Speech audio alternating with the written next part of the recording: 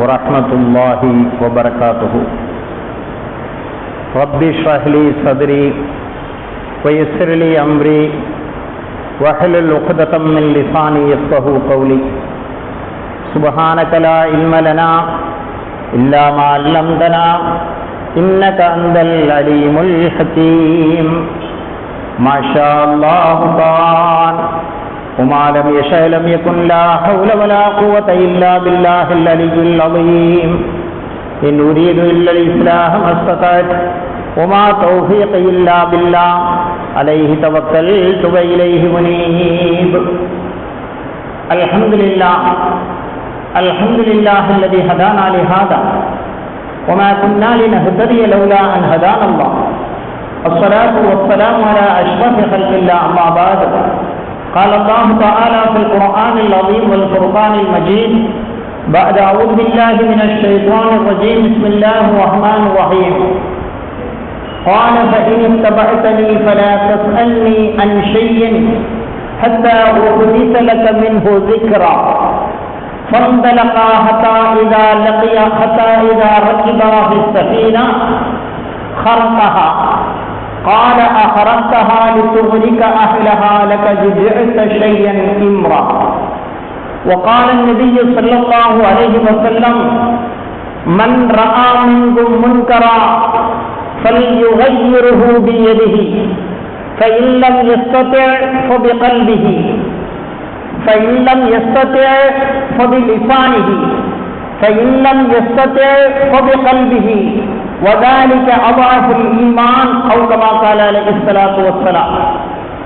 விரிந்த விண்ணை, பரந்த மண்ணை, கடலினை, மலையை, கதிர்மதி உருவை, அடவியை, புடவியை மற்றும் அண்டகோடிகள் அனைத்தையும் வடிவுறத் தனது பேரொழியதனால் வகுத்து வெவ்வேறாய் அமைத்து உடலினுக்கு உயிராய், உயிரினுக்கு உடலாய் உறைந்திருக்கும் மெய்ப்பொருளே முன்புகழ் போற்றி. முல்லையம் காட்டினிலே வீசும் மோகன செந்தலை போல் நல்லியல் மனம் பரப்ப வந்த நபியரசரை வாழ்த்தி அன்னாரின் அடிச்சுவட்டை பின்பற்றி ஒழுகிய உத்தம சஹாபா பெருமக்கள், சத்திய சீலர்கள், சன்மார்க்க போதகர்கள், சமுதாயத்திற்காக தம்மை அர்ப்பணித்துக் கொண்ட தியாக செம்மல்கள் ஆகியோரின் நல்லாசினை ஆசித்தவராய் இந்த ஜும்மாவினுடைய சிறிய உரையினை ஆரம்பம் செய்கின்றேன். கண்ணியத்திற்கும் மிகுந்த மேன்மைக்கும் உரித்தான எனதர்மை இஸ்லாமிய பெரியோர்களே, இனிய இஸ்லாத்தின் வாழ்வுக்கும் தாழ்வுக்கும் பொறுப்பேற்றிருக்கின்ற வாலிப தோழர்களே, இளைஞர்களே, பரவான வெள்ளிக்கிழமை ஜும்மாவினுடைய தொழுகையை தொழுவதற்காகவும் சொல்லப்படுகின்ற விஷயங்களை கேட்பதற்காகவும் கேட்கப்படுகின்ற பிரார்த்தனைகளுக்கு ஆமீன் சொல்வதற்காகவும் அதன் ஆரம்ப பக்திலேயே வந்தமர்ந்த நம்மை அல்லாஹ் கபூல் செய்வானாக. நம்முடைய சாலிஹான அமல்களை எல்லாம் அல்லாஹ் ஏற்றுக்கொள்வானாக. நம்முடைய ஹலாலான முராதுகளை எல்லாம் அல்லாஹ் ஹாசிலாக்கி தந்தருள்வானாக. ஆகியத்தோடு ஆரோக்கியத்தோடு நீண்ட ஆயுளை நம் அனைவர்களுக்கும் அல்லாஹ் நசீபாக்கி தந்தருள்வானாக. அன்பான அல்லாஹ்வின் நல்லடியார்களே, அன்பு சகோதரர்களே, இன்றைய ஜும்மா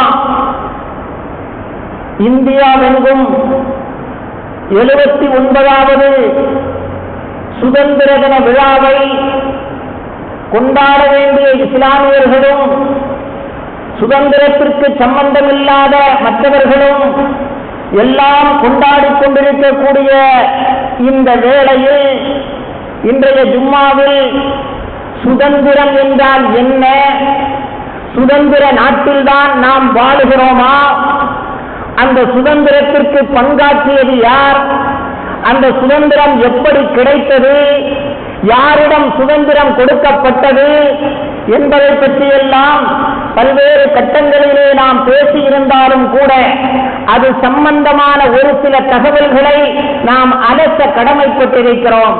அந்த அடிப்படையில் 79வது சுதந்திர தின விழாவை கொடியேற்றி கொண்டாடிவிட்டு இந்தியர்களாகிய, குறிப்பாக இஸ்லாமியர்களாகிய நாம் இருக்கக்கூடிய இந்த வேளையில் இந்த நாட்டினுடைய ஜனநாயகம் எப்படி இருக்கிறது, நாட்டினுடைய ஜனநாயகம் முழுமையாக தகர்க்கப்பட்டு வாக்குகள் திருடப்பட்டு தேர்தலில் சில்லுமுள்ளுகள் செய்யப்பட்டு ஒன்றிய அரசாங்கம் நம்மை இன்று ஆண்டு கொண்டிருக்கிறது.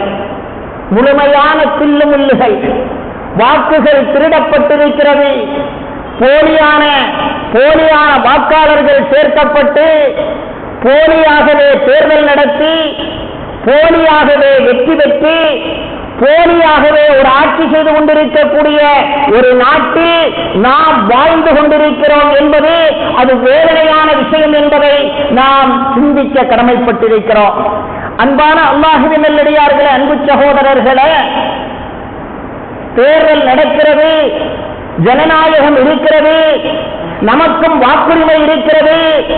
நாம் வாக்களித்து விட்டால் நாம் யாரை விரும்புகிறோமோ அவர்கள் ஆட்சி கட்டிலே அமரலாம் என்ற அந்த ஒரு நம்பிக்கை கடந்த 5-10 ஆண்டுகளாக முற்றிலும் இல்லாமலாக்கப்பட்டிருக்கிறது. அன்பானவர்களே, 0 என்ற இலக்கத்தில் 3 லட்சம் பேர்கள் வாக்களித்திருக்கிறார்கள். 0 என்று ஒரு நம்பர் தோன்றுமா? 0 என்ற இலக்கத்தில் 3 லட்சம் வாக்காளர்கள் வாக்களித்திருக்கிறார்கள். அது மட்டுமல்ல, கர்நாடகத்தில் 107வது நம்பர் வீட்டில் குறிப்பிட்ட ஒரு தெருவில் 107வது நம்பர் வீட்டில் 200 பேர்கள் வாக்களித்திருக்கிறார்கள். ஒரு 300-400 ஸ்கொயர் ஃபீட் உள்ள ஒரு வீட்டில் 300-400 பேர்கள் எப்படி வாழ முடியும்? 200 பேர்கள் எப்படி வாழ முடியும்? 200 பேர்கள் அதே முகவரியில் வாக்களித்திருக்கிறார்கள். அது மட்டுமல்ல, கர்நாடகாவிலே மகாதேவ்புரா என்று சொல்லக்கூடிய ஒரு பகுதியில் 35வது கதவு எண் கொண்ட ஒரு வீட்டில், அது வீடு என்று கூட சொல்ல முடியாது, காரணம் 150-200 ஸ்கொயர் ஃபீட்டுக்கு உள்ளால் ஒரு சின்ன ரூம் என்று வேண்டுமானால் சொல்லலாம். ஒருவர் கூட நிம்மதியான முறையில் தங்க முடியாது என்கிற அளவுக்கு சாதாரணமான, மிகச் சாதாரணமான 150-200 அல்லது ஸ்கொயர் ஃபீட்டு கொண்ட ஒரு வீட்டில் 80 பேர்கள் வாக்களித்திருக்கிறார்கள். 80 பேர்கள் வாக்களித்திருக்கிறார்கள். வாக்காளர்களுடைய பட்டியல் எடுக்கப்பட்டு அவர்களுடைய போட்டோக்கள் எடுக்கப்பட்டு அங்கே சென்று புலனாய்வு செய்யக்கூடிய பத்திரிகைகள் விசாரிக்கிறது. 36 ஆண்டுகளாக நாங்கள் இங்கே வாழ்ந்து வருகிறோம், இப்படிப்பட்ட எந்த உருவத்தையும் நாங்கள் பார்க்கவே இல்லை என அவர்கள் பேட்டி கொடுக்கிறார்கள். இந்த தகவல்கள் எல்லாம் நான் சொல்லித்தான் உங்களுக்கு தெரிய வேண்டியது என்ற அவசியமில்லை. அன்றாட நீங்கள் செய்தித்தாள்களிலும் செய்தியிலும் டிவியிலும் இவைகளை எல்லாம் கேட்டுக்கொண்டுதான் இருக்கிறீர்கள். அன்பானவர்களே, இப்படிப்பட்ட போலியான தேர்தல் நடத்தப்பட்டு போலியான வாக்காளர்கள் சேர்க்கப்பட்டு போலியாக வெற்றி பெற்று போலியாக ஆட்சி செய்து கொண்டிருக்கக்கூடிய ஒரு நாட்டில் நாம் வாழ்ந்து கொண்டிருக்கிறோம் என்பது அன்பான அல்லாஹ்வின் நல்லடியார்களே, அன்பு சகோதரர்களே, அது மிகவும் மோசமான விஷயம் என்று சொன்னால் அது மிகையல்ல. அன்பானவர்களே, சரி, போலியான வாக்காளர்களால் போலியாக வெற்றி பெற்று ஆட்சி செய்யக்கூடியவர்கள் நாட்டிற்கு ஏதாவது செய்கிறார்களா? நாட்டின் வளத்தை பெருக்குகிறார்களா? நாட்டின் முன்னேற்றத்தில் கவனம் செலுத்துகிறார்களா என்றால் 0வாகத்தான் இருக்கிறது. நாடு அவர்களுடைய கவனம் அல்ல, முழுக்க அவர்களுடைய கவனம் முஸ்லிம்கள், பிற்படுத்தப்பட்ட சமுதாயத்தவர்கள், இவர்களை எப்படி தாக்குவது, எப்படி தகர்க்குவது, எப்படி இல்லாமலாக்குவது என்பதில்தான் கங்கணம் கட்டி ஆட்சி கட்டிலில் ஏறியது முதல் இது நாள் வரை செயல்பட்டுக் கொண்டிருக்கிறார்கள் என்று சொன்னால், அன்பான அல்லாஹ்வின் நல்லடியார்களே, அன்பு சகோதரர்களே, இஸ்லாமியர்களாகிய நாம் 79ஆம் சுதந்திர தின விழாவை கொடியேற்றி கொண்டாடிவிட்டு சுதந்திர நாட்டில் எப்படி வாழுகிறோம் என்பதை நாம் சிந்திக்க கடமைப்பட்டிருக்கிறோம். கர்நாடகாவிலே ஒரு தலைமை ஆசிரியர், சுலைமான் என்று சொல்லக்கூடிய ஒரு ஸ்கூலினுடைய தலைமை ஆசிரியர், அந்த பள்ளி மாணவர்களோடும் அந்த பள்ளி ஆசிரியர்களோடும் அந்த சுற்றி இருக்கக்கூடிய அந்த மக்களோடும் பள்ளியிலே படிக்கக்கூடிய மாணவர்கள் இருக்கிறார்களே, அவர்களுடைய பெற்றோர்களோடெல்லாம் ரொம்ப நல்ல முறையிலே தன்னுடைய தலைமை பொறுப்பை ஏற்று தலைமை ஆசிரியராக அந்த ஸ்கூலை நடத்தி கொண்டு வந்து கொண்டிருக்கிறார் சுலைமான் என்று சொல்லக்கூடிய ஒரு முஸ்லிம் ஆசிரியர். சங்கிகள் அவர்களுடைய பார்வை இவர் மேல் படுகிறது. ஒரு ஸ்கூலுக்கு இவர் தலைமை ஆசிரியரா, அதுவும் ஒரு முஸ்லிமா? இதை கெடுப்பதற்கு என்ன வழி என்று சிந்திக்கிறார்கள். அன்பானவர்களே, இவர்களுக்கு மனித உயிர்கள் எல்லாம் மிகவும் முக்கியமானதல்ல. மனித உயிர்களை பற்றி இவர்கள் பொருட்படுத்துவதும் இல்லை. வாட்டர் டேங்கில விஷத்தை கலந்து விடுகிறார்கள். பிள்ளைகள், பள்ளிக்கூட பிள்ளைகள் படிக்கக்கூடிய, அவர்கள் குடிக்கக்கூடிய, அவர்கள் உபயோகப்படுத்தக்கூடிய அந்த தண்ணீர் தொட்டியில் விஷத்தை கலக்குகிறார்கள். விஷத்தை கலந்தால் என்ன நடக்கும்? தலைமை ஆசிரியர் பொறுப்பற்று செயல்படுகிறார், தலைமை ஆசிரியர் கவனமற்று செயல்படுகிறார், தலைமை ஆசிரியர் இதையெல்லாம் கவனிப்பதில்லை என அவர் மீது குற்றம் எழும், அவர் மீது குற்றச்சாட்டு எழும், அவர் வெளியில் அடைக்கப்படுவார், அவருக்கு தண்டனை கிடைக்கும், அவர் சார்ந்த சமுதாயத்தவர்கள் கேவலப்படுவார்கள் என்ற அந்த நப்பாசையில் சில சங்கிகள், ஸ்கூலிலே இருக்கக்கூடிய அந்த இயக்கத்தவர்கள் விஷத்தை கலக்க அல்லாஹுடைய மிகப்பெரிய கிருபையினால் சிசிடிவி கேமரா போன்றதும் இன்னும் அல்லாஹுடைய மிகப்பெரிய உதவியால் யார் அதை கலந்தார் என்பது அப்பவே கண்டுபிடிக்கப்பட்டு விட்டது.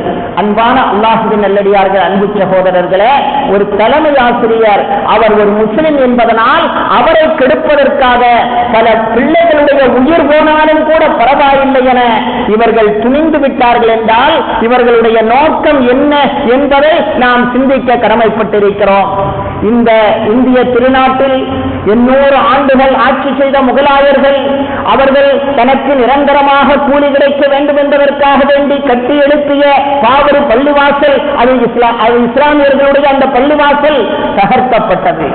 பாபரி பள்ளிவாசல் மட்டுமல்ல, இன்னும் அதை தொடர்ந்து எத்தனையோ பள்ளிவாசல்களை பட்டியலிலே வைத்திருக்கிறார்கள், தகர்த்துக் கொண்டிருக்கிறார்கள்.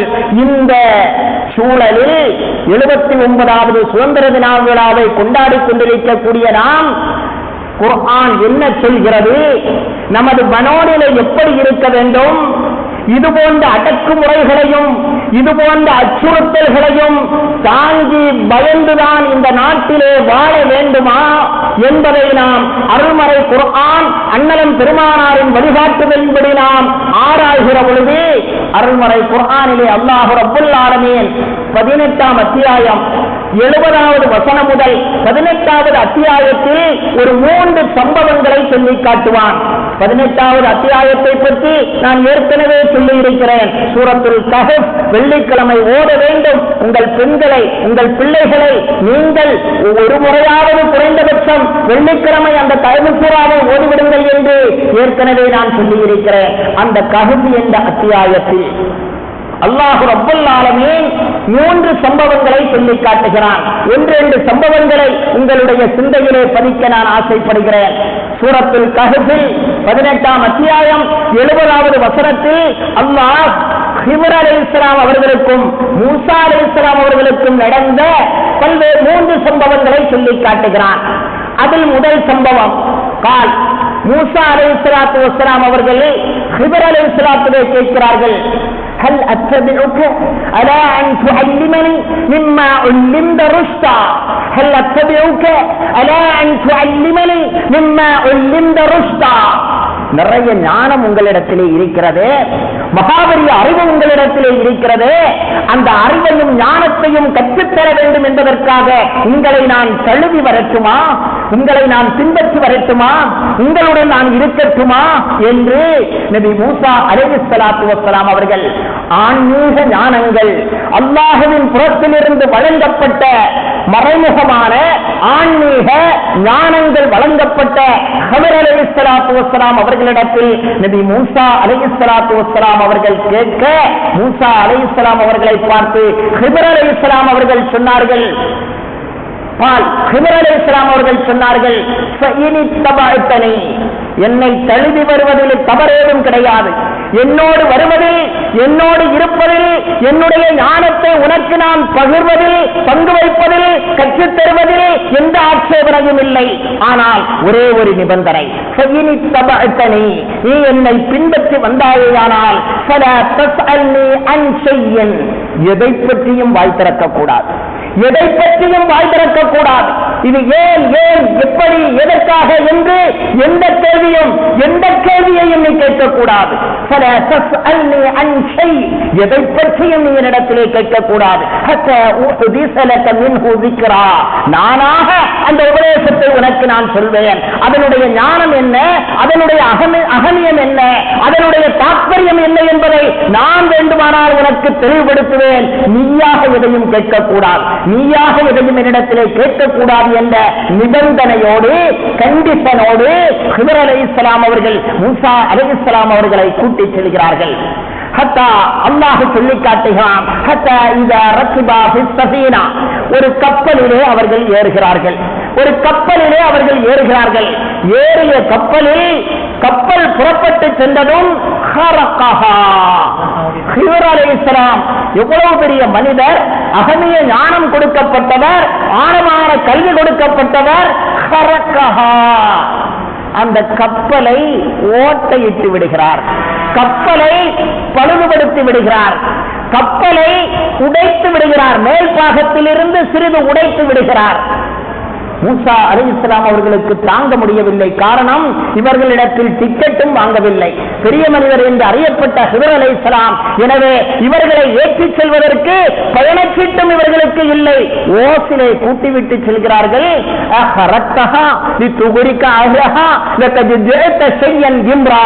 ஹிதர் அலைஹிஸ்ஸலாம் அவர்களை பார்த்து நபி மூசா அலைஹிஸ்ஸலாம் அவர்கள் சொன்னார்கள், ஓ பெரியார் அவர்களே, இந்த கப்பலை நீங்கள் பழுதாக்கி விட்டீர்கள், ஓட்டை போட்டு விட்டீர்கள்.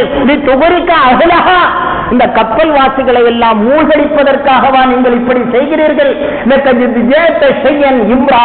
மிகப்பெரிய மாபாதகமான காரியத்தை அல்லவா நீங்கள் செய்துவிட்டீர்கள் என மூசா அலைஹிஸ்ஸலாத்து வஸ்ஸலாம் அவர்கள் நபி ஹிதர் அலைஹிஸ்ஸலாம் அவர்களிடத்திலே கேட்டபோது ஹிதர் அலைஹிஸ்ஸலாம் சூடானார்கள். அவர்களுக்கு டென்ஷன் ஆனது. உன்னிடத்திலே நான் கண்டிஷன் போட்டுத்தானே கூட்டிவிட்டு வந்தேன், எதற்கும் வாய் திறக்கக்கூடாது என கண்டிஷன் விட்டுதானே நான் கூட்டிவிட்டு வந்தேன், நீ ஏன் வாய் திறந்தாய் என எச்சரித்தார்கள். அந்த எச்சரிக்கைக்கு மன்னிப்பு கேட்டுவிட்டு மீண்டும் அவர்களுடைய பயணம் தொடர்கிறது. அன்பானவர்களே, ஒரு வரலாற்றை மட்டும் உங்களுடைய சிந்தையிலே பதிக்கிறேன். மீண்டும் அவர்களுடைய பயணம் தொடர்கிறது. அந்த இரண்டு பேரும் சென்று கொண்டிருந்தார்கள்.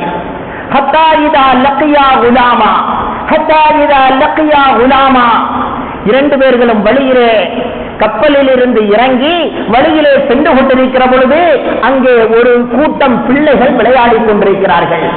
அந்த விளையாடிக் கொண்டிருக்கக்கூடிய பிள்ளைகளுக்கு இடையிலே சென்ற ஹிதர் அலைஹிஸ்ஸலாம் ஒரு சிறுவனை பிடித்தார்கள்.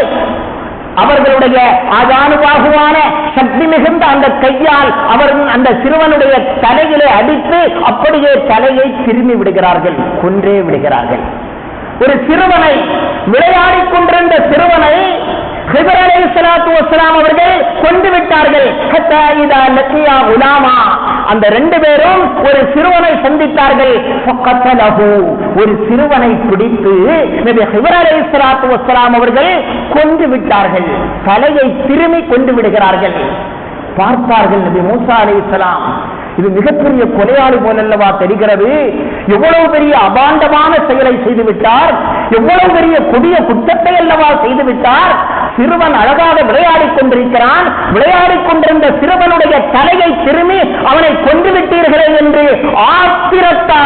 ஆத்திரத்தால் அடக்க முடியாமல் நபி மூசா அலைஹிஸ்ஸலாத்து வஸ்ஸலாம் அவர்கள் ஹிதர் அலைஹிஸ்ஸலாத்திடத்திலே கேட்டார்கள், அகதல்த நஃப்ஸன் ஸகியத்தன் பிகைரி நஃப்ஸின் லகத் ஜஅத ஷையன் நுக்ரா. எவ்வளவு பெரிய தவறை, எவ்வளவு பெரிய மாபாதகத்தை, எவ்வளவு பெரிய கொடுமையை நீங்கள் செய்திருக்கிறீர்கள். அநியாயமாக ஒரு உயிரை கொண்டு விட்டீர்களே, அநியாயமாக விளையாடிக் கொண்டிருந்த ஒரு சிறுவனுடைய உயிரை கொண்டு விட்டீர்களே என நபி மூசா அலைஹிஸ்ஸலாத்து வஸ்ஸலாம் அவர்கள் ஆட்சேபனை தெரிவிக்கிறார்கள். கொடுத்த வாக்குறுதியையும் தாண்டி அன்பானவர்களே நமக்கு விஷயம் அதுதான். கொடுத்த வாக்குறுதி என்ன? நான் வாய் திறக்கவே மாட்டேன், நான் பேசவே மாட்டேன், ஒன்றுமே கேட்க மாட்டேன் என்று வாக்குறுதி கொடுத்து வந்த அந்த நபி மூசா அலைஹிஸ்ஸலாம் அவர்களுடைய கண் முன்னால் ஒரு மாபாதக செயல் நடப்பதைக் கண்டு பொங்கி எழுந்தார்கள். ஹிதர் அலைஹிஸ்ஸலாம் அவர்கள் விளக்கம் சொன்னது அது வேறு விஷயம். ஹிதர் அலைஹிஸ்ஸலாம் அவர்களுக்கு உரிய விளக்கத்தை சொன்னார்கள். இந்த சிறுவனுடைய பெற்றோர்கள் நல்லவர்களாக இருந்தார்கள், சாலிஹீன்களாக இருந்தார்கள், இறை அடியாராக இருந்தார்கள்.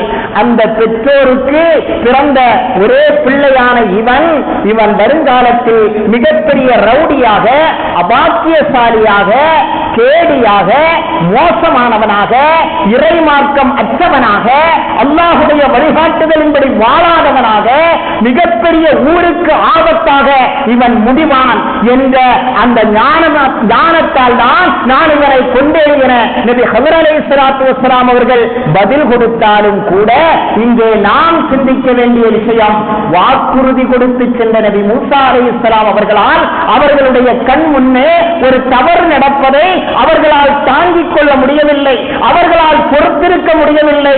எத்தனையோ தவறுகள் நமது கண் முன்னால் நடந்து கொண்டே இருக்கிறது. 400-500 ஆண்டுகளாக அல்லாஹு அக்பர் அல்லாஹு அக்பர் அல்லாஹு அக்பர் என்று பாபரி மசூதியிலே வாங்கி செல்லப்பட்டது. அந்த பாபரி மசூதியிலே இன்று ஷிர்க்கும் குஃப்ரும் நடந்து கொண்டிருக்கிறது. நமக்கு முன்னால் நடைபெற்ற அந்த தீமையை எதிர்த்து நாம் என்ன செய்தோம் அன்பான தோழர்களே?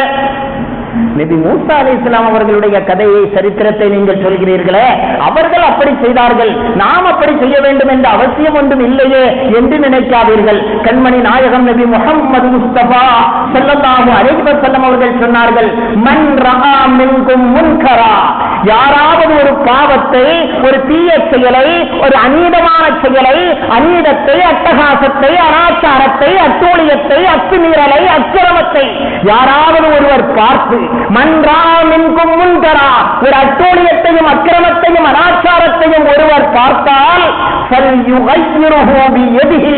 என் சமுதாயமே உங்கள் கையை கொண்டு, உங்கள் கரத்தை கொண்டு அதை சென்று ஓடி போய் தடுங்கள், அதை நீங்கள் தடுத்து நிறுத்துங்கள்.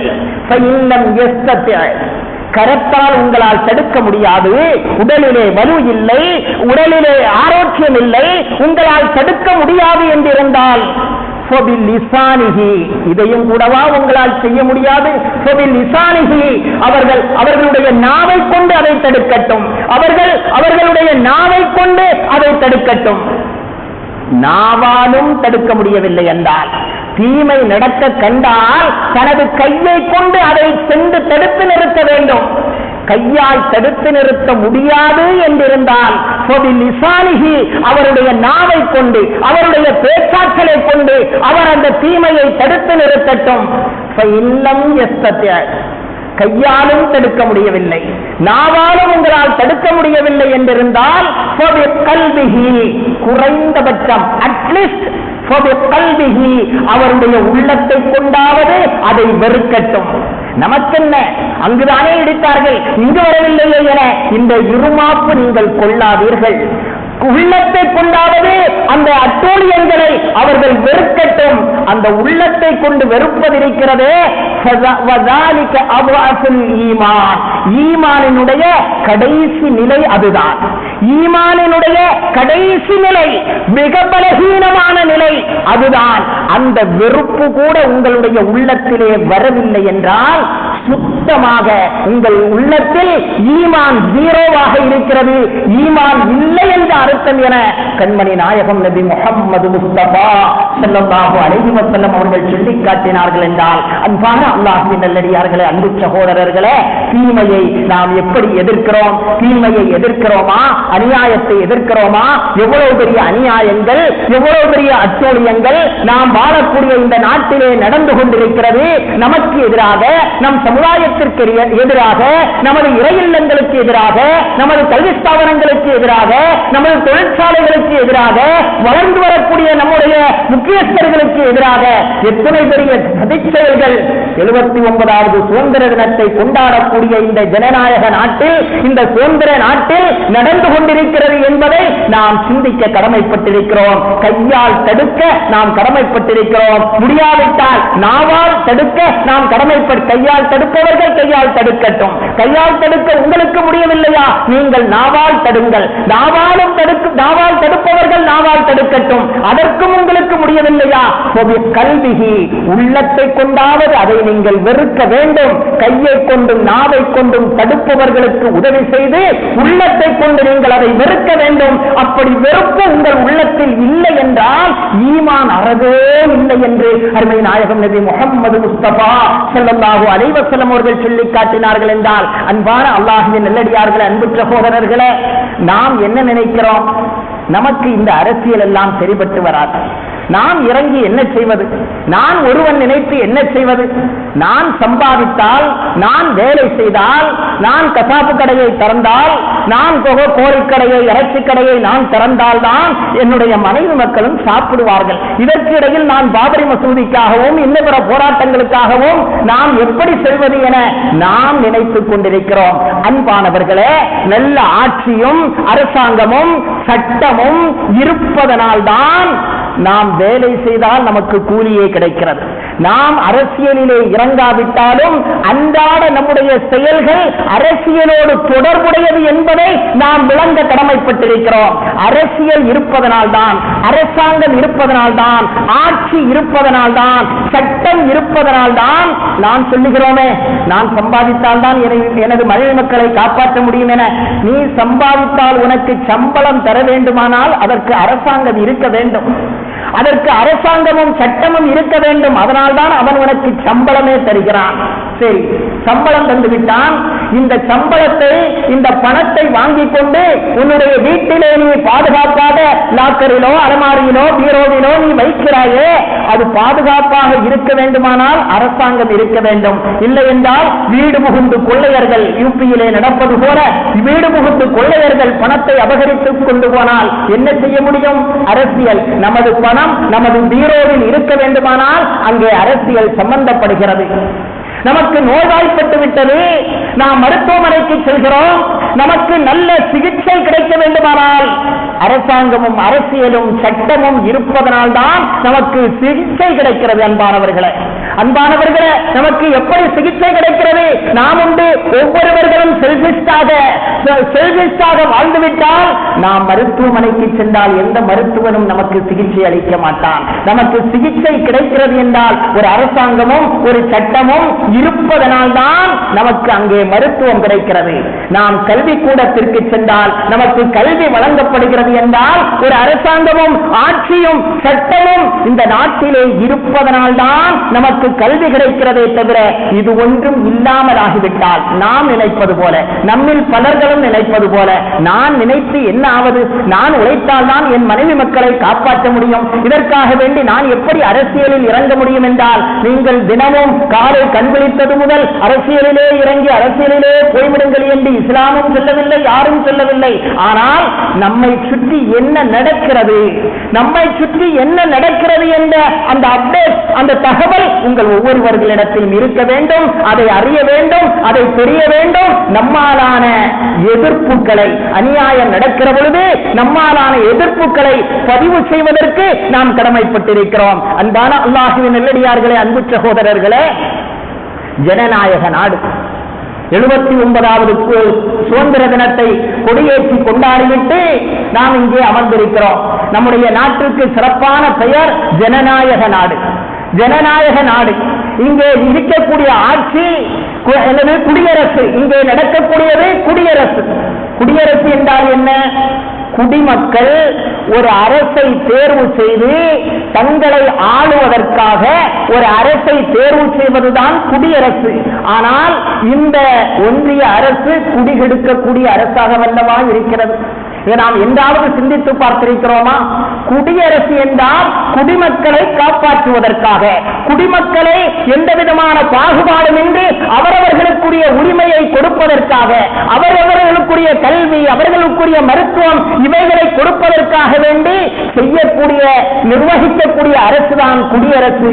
ஆனால் நமது நாடு அந்தோ பரிதாபம், குடியெடுக்கக்கூடிய அரசாக ஒன்றிய அரசு மாறிக்கொண்டிருக்கிறது என்ற அந்த தகவலையாவது நாம் அறிய கடமைப்பட்டிருக்கிறோம். அன்பான அல்லாஹ்வின் நல்லடியார்களே, அன்பு சகோதரர்களே, அருமை நாயகம் நபி முஹம்மது முஸ்தபா ஸல்லல்லாஹு அலைஹி வஸல்லம் அவர்கள் சொல்வார்கள், ஒரு மூமின் எப்படி இருக்க வேண்டும் தெரியுமா? லா யுல்தகுல் முஃமினு மின் ஜுஹரின் மர்ரத்தைன். ஒரு மூமின் ஒரு பொந்திலிருந்து 2 தடவை கொட்டப்படவே மாட்டான். குனிய குனிய கொட்டுபவனும் அடையன், குனிய குனிய கொட்டுபவனும் அடையன், கொட்ட கொட்ட குனிபவனும் அடையன் என்று சொல்வார்கள். அதுபோல இஸ்லாமியர்களுடைய பரிதாபமான நிலை அப்படித்தான் இருந்து கொண்டிருக்கிறது. இஸ்லாமியர்களுக்கு எவ்வளவுதான் அடுக்கடுக்கான துன்பங்களும் சோதனைகளும் வெறுப்பு பிரச்சாரங்களும், ஒரே வெறுப்பு பிரச்சாரம் தான் செய்யப்பட்டுக் கொண்டிருக்கிறது. கடந்த ஒரு 20 தினங்களுக்கு முன்னே நினைக்கிறேன், விமானத்திலே ஒருவன் திடீரென்று எழும்பி அமெரிக்கா ஒழிக, தம்மு ஒழிக, அல்லாஹு அக்பர், லா இலாஹ இல்லல்லாஹ் என்று இஸ்லாமிய வார்த்தைகளை சொன்னான். நான் குண்டு வைக்கப் போகிறேன் என்று சொன்னான். அவரை அப்படியே தூக்கி பரிசோதித்த போது அவன் குஜராத்தை சார்ந்த சங்கிகளில் ஒருவன், ஒரு RSS காரன். அன்பானவர்களே, மக்கள் மீது, முஸ்லிம்கள் மீது வெறுப்பு வர வேண்டும், அல்லாஹு அக்பர் என்ற வார்த்தையின் மீது வெறுப்பு வர வேண்டும், அரபு மொழியின் மீது வெறுப்பு வர வேண்டும் என்பதற்காக வெறுப்பு பிரச்சாரத்தையே தங்களுடைய லட்சியமாக கொண்டு நடக்கக்கூடிய இந்த காலகட்டத்தில் முஸ்லிம்கள் மீண்டும் மீண்டும் கொட்டப்படுவதற்கிறது ஈமான் இல்லை என்பதனுடைய அடையாளம் என்று அருமை நாயகம் நபி முஹம்மது முஸ்தபா ஸல்லல்லாஹு அலைஹி வஸல்லம் அவர்கள் சொன்னார்கள். லா யுல்தகுல் முஃமின், ஒரு மூமின் கொல்லப்படவே மாட்டான், கொட்டப்படவே மாட்டான். மின் ஜுஹரின், ஒரு பொந்திலிருந்து, ஒரு துவாரத்திலிருந்து மரத்தை 2 தடவை கொட்டப்படவே மாட்டான் என்று சொன்னார்கள். என்றால் இந்திய இஸ்லாமியர்களாகிய நாம் எத்தனை தடவை கொட்டப்பட்டிருக்கிறோம், சிந்திக்க கடமைப்பட்டிருக்கிறோம். 79வது சுதந்திர தின விழாவை கொடியேற்றி கொண்டாடி கொண்டிருக்கக்கூடிய நாம் இந்த சுதந்திரம் எப்படி கிடைத்தது? இந்த சுதந்திரத்தை யாரிடத்திலே பிரிட்டிஷ்காரர்கள் கொடுத்தார்கள்? வரலாறாவது தெரியுமா? வரலாறுகள் புரட்டப்பட்டுக் கொண்டிருக்கிறது. புரட்டப்பட்டும் அழிக்கப்பட்டும் கொண்டிருக்கக்கூடிய இந்த காலகட்டத்தில் மிஞ்சியிருக்கக்கூடிய அந்த வரலாறையாவது நாம் படிக்க கடமைப்பட்டிருக்கிறோம். அன்பானவர்களே, இந்தியாவுக்கு விடுதலை தர நினைத்த ஆங்கிலேயர்கள் இந்தியாவினுடைய விடுதலைக்காக வேண்டி போராடி கொண்டிருந்த மக்களை 3 தரப்பாக பிரிக்கிறார்கள், 3 வகையாக பிரிக்கிறார்கள். இந்தியாவினுடைய ஆங்கிலேயர்களை விரட்ட வேண்டும் என்பதற்காக போராடி கொண்டிருந்த அந்த இந்திய மக்களை 3ஆக பிரிக்கிறார்கள். ஒன்று காங்கிரஸ், 2 முஸ்லிம் லீக், 3வது குறுநில மன்னர்களைப் போல சின்ன சின்ன அரசாட்சிகள் செய்து 542 சமஸ்தானங்கள் இந்த இந்தியாவிலே இருந்தது. 542 சமஸ்தானங்கள். இந்த சமஸ்தானத்திற்கெல்லாம் முக்கியமாக திகழக்கூடிய ஒருவர் காங்கிரசினுடைய தலைவர், முஸ்லிம் லீக்கினுடைய தலைவர். இந்த 3 பேர்களையும் அழைத்து ஆங்கிலேயர்கள் பேச்சுவார்த்தை நடத்துகிறார்கள். அன்பான அல்லாஹ்வின் நல்லடியார்களே, அன்பு சகோதரர்களே, பெருமிதம் அடைய வேண்டிய நாம் காங்கிரஸ் தரப்பிலே கலந்து கொண்டது யார்? அபுல் கலாம் ஆசாத் என்று சொல்லக்கூடிய ஒரு இஸ்லாமியர். அபுல் கலாம் ஆசாத் என்று சொல்லக்கூடிய ஒரு இஸ்லாமியர். முஸ்லிம் லீக் தரப்பிலே கலந்து கொண்டது யார்? முகமது அலி ஜின்னா என்று சொல்லக்கூடிய ஒரு இஸ்லாமியர். 542 சமஸ்தானங்களின் தரப்பில் இருந்து அவர்களுடைய பிரதிநிதியாக கலந்து கொண்டது யார்? பீகார் நவாப், ஆற்காடு நவாபு போல பீகாரிலே நவாபாக இருந்த ஒரு முஸ்லிம். ஆக சுதந்திரம் கொடுப்பதற்கு ஆங்கிலேயர்கள் பேச்சுவார்த்தை நடத்தியது 3 முஸ்லிம்களிடத்திலே. 3 முஸ்லிம்கள் தான் சுதந்திரம் சம்பந்தமான, விடுதலை சம்பந்தமான பேச்சுவார்த்தைக்கு சென்றார்கள். அந்த முஸ்லிம் சமுதாயம் இன்று வாழ தகுதியற்ற சமுதாயமாக இந்த நாட்டில் அந்நியவர்களை போன்று நடத்தப்படுகிறார்கள் என்றால் இதை எதிர்த்து குரல் கொடுக்க வேண்டியது ஈமான் உள்ள ஒவ்வொரு இஸ்லாமியர்களுடைய கடமை என்பதை நாம் உணர்ந்து கொள்ள கடமைப்பட்டிருக்கிறோம். அன்பானவர்களே, இன்று கொடியேற்றப்பட்டு விட்டது. அடியேனும் ஒரு இடத்திலே கொடியேற்றி விட்டு வருகிறேன். கொடியேற்றப்பட்டு விட்டது. ஏற்றப்படுகின்ற ஒவ்வொரு கொடிக்கம்பத்திற்கு கீழும் இஸ்லாமியர்களுடைய சதையும் உயிரும் ஊனமும் மறைந்திருக்கிறது என்று சொன்னால் அது மிகையல்ல. கும்பகோணத்திலே கொடியேற்றி விட்டு இங்கே வருகிறேன். கும்பகோணத்தை பொறுத்தமட்டில் 1942 1944 எஸ்.ஏ. ரஹீம் என்று சொல்லக்கூடிய ஒருவர் 19வது வயதில் இந்திய விடுதலைக்காக வேண்டி வீட்டை விட்டு வெளியேறுகிறார். வீட்டை விட்டு வெளியேறிய அவர் இந்தியா என் வீடு, விடுதலை முழக்கம் என்று சொல்லக்கூடிய அருமையான 2 புத்தகங்களை எழுதியவர் குடந்தை எஸ்.ஏ. ரஹீம். 1942-44 வாக்கில் பாதுகாப்பு சட்டத்தின் கீழ் கைது செய்யப்பட்டு பல மாதங்களாக சிறையிலே வாடுகிறார். 19ஆம் வயதில் வீட்டை விட்டு புறப்பட்டு தன்னுடைய வாழ்க்கையை முற்றிலுமாக நமது சந்ததிகள் இந்த இந்தியாவிலே வாழ வேண்டும் என்பதற்காக அர்ப்பணித்தவர் குடந்தை எஸ்.ஏ. ரஹீம். நாம் எந்த ஊரை எடுத்துக்கொண்டாலும் சரி, அந்த ஊரில் ஒரு முஸ்லிமினுடைய அடையாளம் நிச்சயமாக இருக்கும் என்கிற அளவுக்கு இஸ்லாமியர்கள் பரவலாக தங்கள் சதவிகிதத்தை விட அதிகமாக உயிரையும் பொருளையும் உடலையும் படிப்பையும் அத்தனையையும் இந்தியாவினுடைய விடுதலைக்காக துறந்தார்கள் என்றால் அதை மகிழ்ச்சியோடு எண்ணி பார்க்க வேண்டிய சமுதாயம் நாம இருக்கிறோம். இந்த புறக்கணிக்கப்படுகின்ற இந்த நாட்டில் இவைகளை திரும்ப திரும்ப சொல்ல வேண்டிய கடமையும் பொறுப்பும் அது நமக்கு இருக்கிறது. அன்பான அல்லாஹ்வின் நல்லடியார்களே, அன்பு சகோதரர்களே, அல்லாஹ் ரப்புல் ஆலமீன் அருள்மறை குர்ஆன் 5ஆம் அத்தியாயம் 8வது வசனத்திலே சொல்வான், யா அய்யுஹல்லதீன ஆமனூ, தான் உண்டு தன்னுடைய வேலை உண்டு என்று செல்வெஸ்டாக நீங்கள் இருக்காதீர்கள். யா அய்யுஹல்லதீன ஆமனூ, ஈமான் கொண்டவர்களே, விசுவாசிகளே, கூனு கவ்வாமீன லில்லாஹ், அல்லாஹ்விற்காக வேண்டி அச்சமன்றி நிலைபெறக்கூடியவர்களாக நீங்கள் ஆகிவிடுங்கள். ஷுஹதா பில் கிஸ்த், நீதத்திற்கு சாட்சியாக அல்லாஹ்விற்காக வேண்டி நிலைபெறக்கூடியவர்களாக நீங்கள் ஆகிவிடுங்கள்.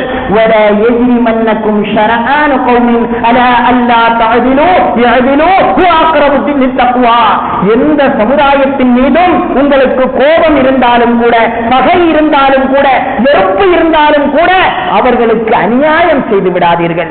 எந்த சமுதாயத்திற்கும், முஸ்லிம் சமுதாயத்திற்கு என்று அல்ல, எந்த சமுதாயத்திற்கும் எந்த கூட்டத்திற்கும் நீங்கள் அநியாயம் செய்யாதீர்கள் என அருள்மறை குர்ஆன் 5ஆம் அத்தியாயம் 8வது வசனத்திலே அல்லாஹ் சொல்லி காட்டுகிறான் என்றால், அன்பானவர்களே, ஒரே ஒரு வரலாற்று நிகழ்வை சொல்லி என் உரையை முடிக்கிறேன். இஸ்லாமியர்கள் 800 ஆண்டுகள் இந்த இந்தியாவை ஆண்டார்கள். அவர்கள் நினைத்திருந்தால் மிகப்பெரிய ஒரு இஸ்லாமிய ராஜ்யமாக இந்த இந்தியாவை ஆக்கியிருக்க முடியுமா, முடியாதா? வெறும் 10-15 ஆண்டு ஆண்டவர்கள் இன்று இதை மிக மோசமான பாசிஸ்டுகளின் நாடாக ஆக்குவதற்கு முனைகிறார்கள் என்றால், 800 ஆண்டுகள் ஆண்டவர்கள் இந்த இந்தியாவை ஒரு இஸ்லாமிய நாடாக ஆக்கியிருக்க முடியுமா, முடியாதா? அவர்கள் அதை தன்னுடைய மெயின் அஜெண்டாவாக, மெயின் நோக்கமாக, குறிக்கோளாக அவர்கள் ஆக்கவில்லை. எல்லா மனிதர்களையும் சமமாக அவர்கள் நடத்தினார்கள். ஒரே ஒரு வரலாற்று நிகழ்ச்சி, இஸ்லாத்தினுடைய 2ஆம் கலீஃபா அமீருல் முஃமினீன் உமர் ஃபாரூக் ரலியல்லாஹு அன்ஹு அவர்கள், நமது தேசத்தினுடைய பிதா என்று போற்றப்படுகின்ற அன்பானவர்களே, அந்த நேரத்தில் இன்னும் ஒன்றை சொல்ல வேண்டும். தேசத்தினுடைய பிதாவை அன்று RSS இருந்த கோட்சே என்பவன் கொண்டு விடுகிறான். இப்பொழுது ஒரு மாதமாகத்தான் புதிய வரலாறு திரும்பிக் கொண்டிருக்கிறது. கோட்சே என்பவன் ஒரு காங்கிரஸ்காரன் என்று பிரச்சாரம் செய்ய தொடங்கி இருக்கிறார்கள். அன்பானவர்களே, எவ்வளவு வரலாற்று பிழை, வரலாறை மாற்றிக் கொண்டிருக்கிறார்கள். ஆக அந்த தேசப்பிதாவினுடைய இதயத்திலும் கூட இடம் பிடித்த உமர் ஃபாரூக் ரலியல்லாஹு அவர்கள் ஆட்சி நடைபெற்றுக் கொண்டிருக்கக்கூடிய அந்த காலகட்டத்தில் அவர்களை காண்பதற்காக வேண்டி, அவர்களை பார்ப்பதற்காக வேண்டி ஹாரிஸ் இப்னு அபி ஷம்ர் என்று சொல்லக்கூடிய ரஸ்ஸான் நாட்டினுடைய மன்னர் வருகிறார். அவரை பார்ப்பதற்காக வேண்டி ஹாரிஸ் இப்னு அபி ஷம்ர் என்று சொல்லக்கூடிய மன்னர் வருகிறார். வந்து மதீனாவிலே அவருக்கு வேண்டிய சில இடங்களிலே பார்க்கிறார். பெரிய மாளிகையோ பெரிய பேலஸோ எதுவுமே காணவில்லையே என்று அவர் அதிசயித்தவராக மக்களிடத்திலே கேட்டார், மாளிகை எங்கே இருக்கிறது? உமர் இப்னு கத்தாபினுடைய அந்த ஆட்சி செய்யக்கூடிய அரச பீடம், அவருடைய மாளிகை எங்கே இருக்கிறது? அவரை எங்கே பார்க்கலாம் என்று சொன்னபோது மக்கள் எல்லாம் சொன்னார்கள், மஸ்ஜிதே நபவி என்று ஒரு பள்ளிவாசல் இருக்கும், அந்த பள்ளிவாசலுக்கு முன்போ சைடிலேயோ மண்ணிலே தலை வைத்து தூங்கிக் கொண்டிருப்பார் சில வேளை, இந்த நேரம் சென்று பாருங்கள் என. அதே போல பள்ளிவாசலுக்கு முன்னே வருகிறார் உமர் ஃபாரூக் ரலியல்லாஹு அன்ஹு அவர்கள். மண்ணிலே படுத்து தூங்கிக் கொண்டிருக்கிறார்கள். அவர்களை பார்த்த அந்த ஹாரிஸ் இப்னு அபீ ஷம்ர் என்று சொல்லக்கூடியவர் சொன்னார், அவர்களை எழுப்புவதற்கு முன்னால் அவர்களை பார்த்து கண்கலங்கிய ஹாரிஸ் இப்னு அபீ ஷம்ர் சொன்னார், தனாமு ஆமினா பிஸபபி அதாலத்திக பைனன் நாஸ், தனாமு ஆமினா பிஸபபி அதாலத்திக பைனன் நாஸ். நிம்மதியாக நீங்கள் தூங்கிக் கொண்டிருக்கிறீர்கள். பஞ்சு மெத்தையில் படுத்து புரண்ட போதும் எங்களுக்கு உறக்கம் வருவதில்லை.